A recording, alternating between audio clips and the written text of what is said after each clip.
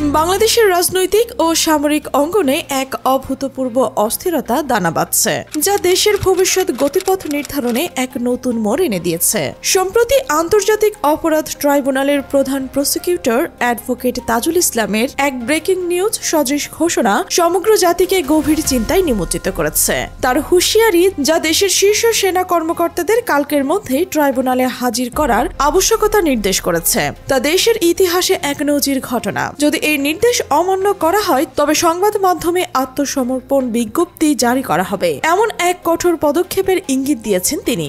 এই ঘোষণা কেবল একটি সংবাদ নয়, এটি যেন আসন্ন ঝড়ের পূর্বাভাস, যা রাষ্ট্রের ক্ষমতার কেন্দ্রবিন্দুতে আঘাত হানতে চলেছে। প্রশ্ন জাগছে, এর মানে আসলে কি? সাধারণত আইনি প্রক্রিয়ায় একটি ধাপ কোনো সাধারণ অপরাধের ক্ষেত্রে প্রযোজ্য নয়। যেখানে একজন অভিযুক্ত ব্যক্তির বিরুদ্ধে ওয়ারেন্ট ইস্যু হওয়ার পরও যদি তাকে গ্রেপ্তার করে আদালতে উপস্থাপন না করা যায়, তখনই এই পদক্ষেপ নেওয়া হয়। তখন পত্রিকার পাতায় একটি বিজ্ঞপ্তি প্রকাশিত হয়, যা প্রচলিত ভাষায় হুলিয়া জারি নামে পরিচিত।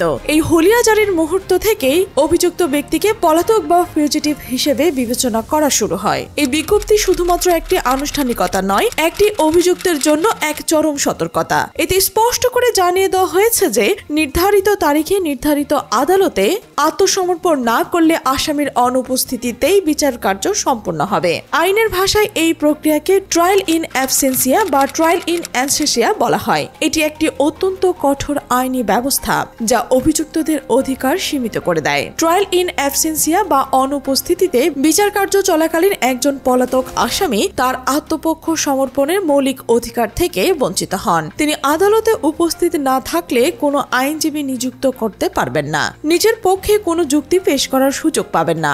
এমনকি যদি তিনি দণ্ডিত হন, তবে আত্মসমর্পণ না করে তিনি আপিল করার সুযোগও হারাবেন।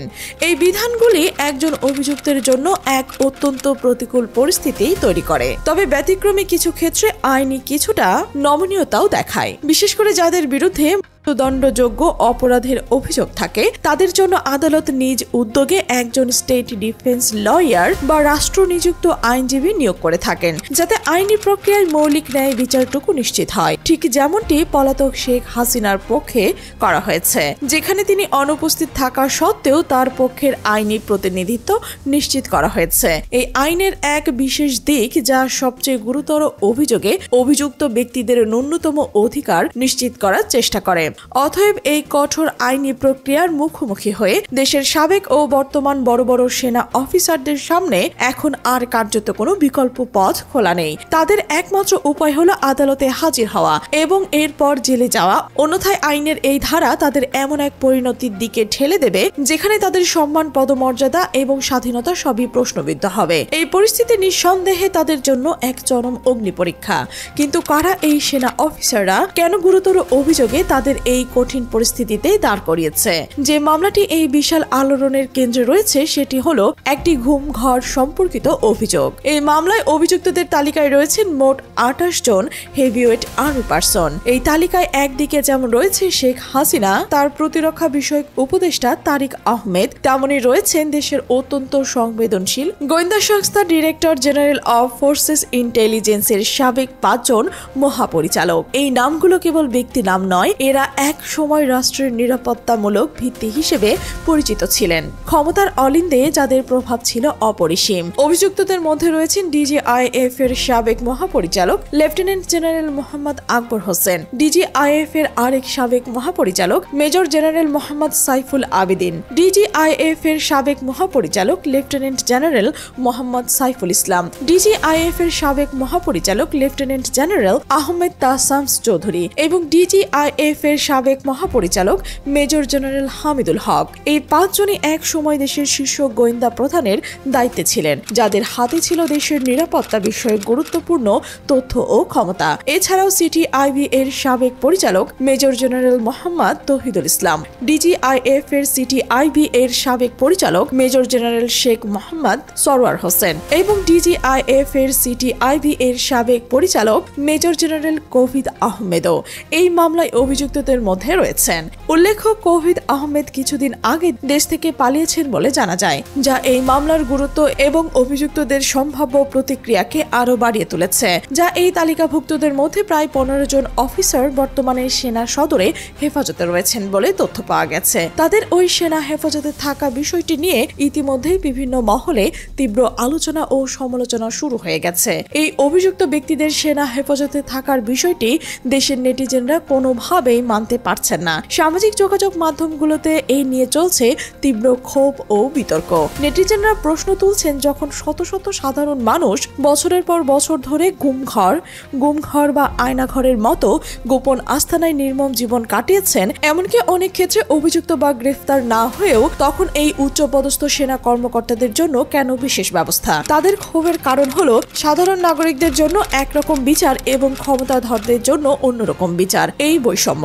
তারা ব্যঙ্গাত্মক সুরে বলছেন যে এই অভিযুক্ত সেনা অফিসাররা হয়তো বাংলাদেশের ভাসুর শ্রেণীর অন্তর্ভুক্ত, যাদের জন্য ভিআইপি জেল আবশ্যক। ভাসুর শব্দটি এসেছে এক উপহাসমূলক অর্থে ব্যবহৃত হয়েছে, যা বোঝাচ্ছে সমাজে এমন প্রভাবশালী শ্রেণী যাদের বিরুদ্ধে সরাসরি কথা বলা কঠিন এবং যারা বিশেষ খ্যাতি পেয়ে থাকে। এই সমালোচনার মধ্যে তাদের ইঙ্গিত করছেন যে এই বিশেষ আচরণ প্রকারান্তে সেনাবাহিনী নিজেই তার আত্মসম্মানের উপর আঘাত টেনে আনছে। তাদের সুস্পষ্ট বার্তা, বাংলাদেশের মানুষের ওই দ্বৈত বিচার ব্যবস্থা ক্ষমা করবে না। এই জনরোষ নিঃসন্দেহে সেনাবাহিনীর ভাবমূর্তি এবং দেশের বিচার ব্যবস্থার নিরপেক্ষতাকে প্রশ্নের মুখে দাঁড় করিয়েছে।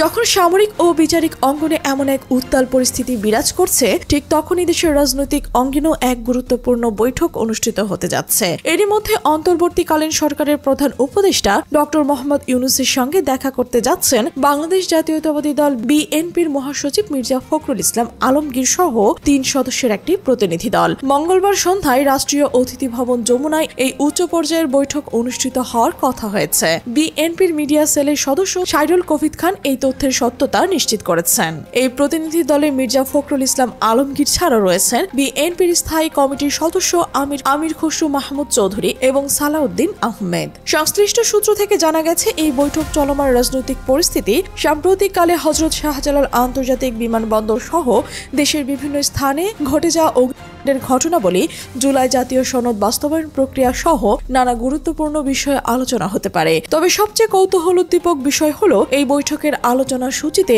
আর্মিদের আত্মসমর্পণের ইস্যু নিয়েও আলোচনার সম্ভাবনা রয়েছে। এটি যদি সত্যি হয়, তবে এই বৈঠক সামরিক সংকটকে একটি বৃহত্তর রাজনৈতিক পরিসরে নিয়ে আসবে, যার ফলে দেশের সামগ্রিক পরিস্থিতি আরো জটিল হতে পারে। এই মুহূর্তে যখন দেশের সামরিক ও বিচারিক কাঠামো এক নজিরবিহীন চাপের মধ্যে রয়েছে, তা বিএনপির মতো একটি প্রধান বিরোধী দল এই ধরনের উচ্চ পর্যায়ের বৈঠক নিঃসন্দেহে দেশের ভবিষ্যৎ রাজনীতিতে এক নতুন মাত্রা যোগ করবে। এই বৈঠক থেকে কি সিদ্ধান্ত আসে, তার ওপর দেশের রাজনৈতিক মহলের পাশাপাশি সাধারণ মানুষেরও কড়া নজর রয়েছে। এই পরিস্থিতি প্রমাণ করছে যে বাংলাদেশ এক সন্ধিক্ষণে দাঁড়িয়ে আছে। বিচার, রাজনীতি এবং সামরিক শক্তি, এই 3 স্তম্ভের মধ্যে যে টানাপোড়েন শুরু হয়েছে, তা দেশের আগামী দিনের চিত্র সম্পূর্ণ বদলে দিতে পারে।